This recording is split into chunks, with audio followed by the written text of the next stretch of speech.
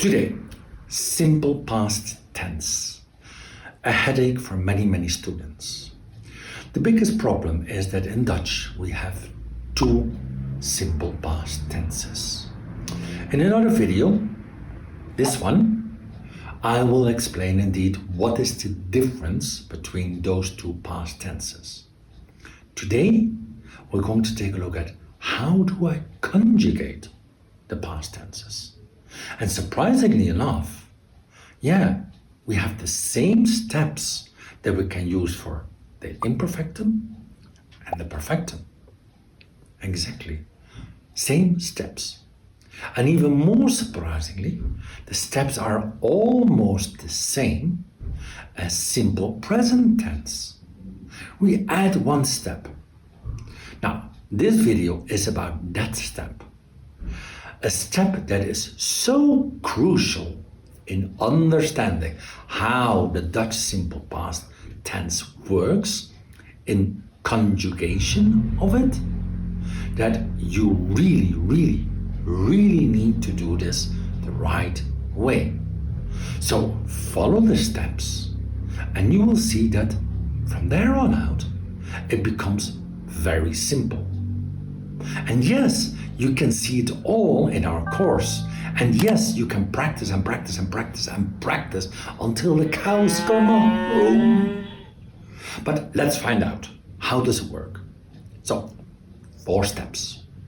Okay, if you haven't seen it already, watch the video on simple present tense. Because, like I said, same steps. Step 1, find the root. Yes, how? The infinitive. Yes, the verb that ends in en. Well, 96% of the time. And then we take off that en. Whatever is left, that's the root. Easy, right? Exactly. Now, what happens? Nothing. After you find the root, you stop. That's it. You go to step 2. Now, careful. Pay attention. This is where it becomes important. Step 2 means apply soft ketchup. What does that mean? It means that we are going to look at the last letter of this root. Is this last letter an S, an F, a T, a K, a CH, or a P? I have to conjugate with the letter T. How? In imperfectum, I need to add TE for singular subjects and TEN for plural subjects. In perfectum, I create a past participle that will end in a T. And I need to add a prefix ge. That is what this is about. If it is not soft ketchup, if the root doesn't end in S, F, T, K, CH, or P, I conjugate with the letter D. DE, DEN, or D and the prefix ge. That is the past tense in a nutshell. Step 3, spelling rules. We already talked about it.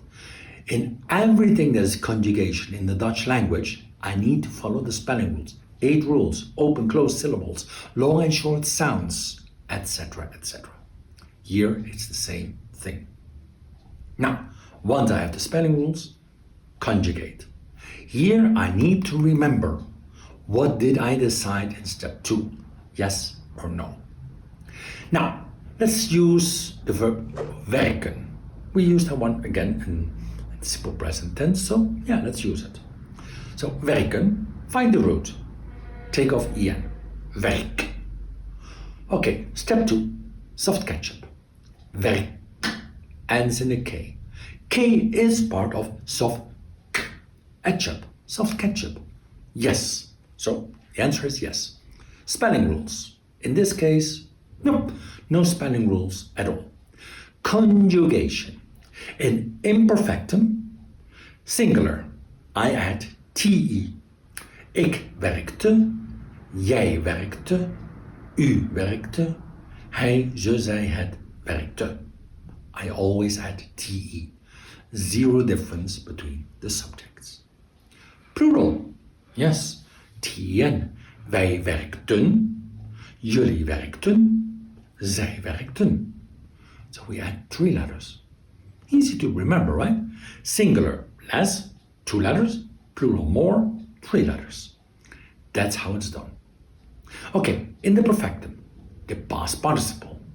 How does that work? Okay, werk, add the T, werkt, and the prefix gewerkt. So it looks then something like ik heb gewerkt. Same as in English, I only have one past participle. So I use gewerkt for all my subjects. Ik heb gewerkt, hij heeft gewerkt, wij hebben gewerkt, zij hebben gewerkt. Yes, gewerkt is the same for all subjects. What changes is the auxiliary verb. But more about that in another video. Okay, now what happens if it is not soft ketchup? Let's use the verb wonen. Same as in simple present tense, wonen. Okay, so find the root. Wonen minus en, won. Okay, soft ketchup and not soft ketchup. Spelling rules. Oh yeah, it was a long sound, so I need to make it long. Won, double the O, won. Lovely. There you have it. Now, conjugate. Okay, since it is not soft ketchup, in the imperfectum, I add DE in singular. Ik woonde, jij woonde, u woonde, hij woonde. Plural, yes. Wij woonden, jullie woonden, zij woonden. Die. Past participle. Perfect. Find the root. Won, not soft ketchup. Spelling rules, yes, double the O. And then conjugation. Add the D, woonde. Prefix ge, gewoonde. Sentence would be, ik heb gewoond. Hij heeft gewoond. Wij hebben gewoond. Same past participle for all subjects. It is the auxiliary verb that changes. Now, why? Why do I need to put this soft ketchup rule as step number 2? That is the crucial part. Now, take a look at the verb reizen, for example, to travel. Okay, reizen, I take off the en. Reis. Z, not soft ketchup. Lovely. Spelling rules. Wait a minute. Rule number 7 says that a Dutch word can never ever end in a Z or a V. So, what do we need to do? Oh yeah, a Z becomes S and a V becomes F. Okay, so the Z becomes S. Now, conjugation. Reis. Wait, S is soft ketchup. But step 2, I decided that the Z was not soft ketchup. And yes, that is what this is about. We always look at the original root. The moment I take off the en, that is my original root. That is when I apply soft ketchup. Then the spelling rules. So yes, what do I get? Reis de. Ik reisde. Jij reisde. U reisde. Hij reisde. DE for singular. Yes, there's an S.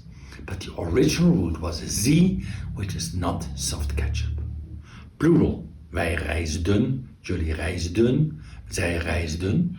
Same thing. Past participle. Same thing.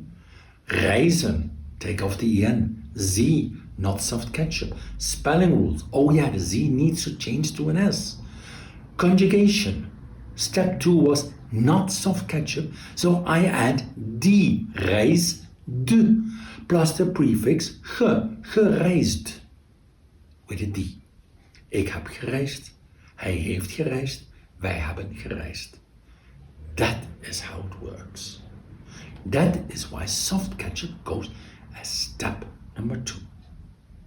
Now, a few more small things that you need to remember. First one, past participle. Where does it go in a sentence?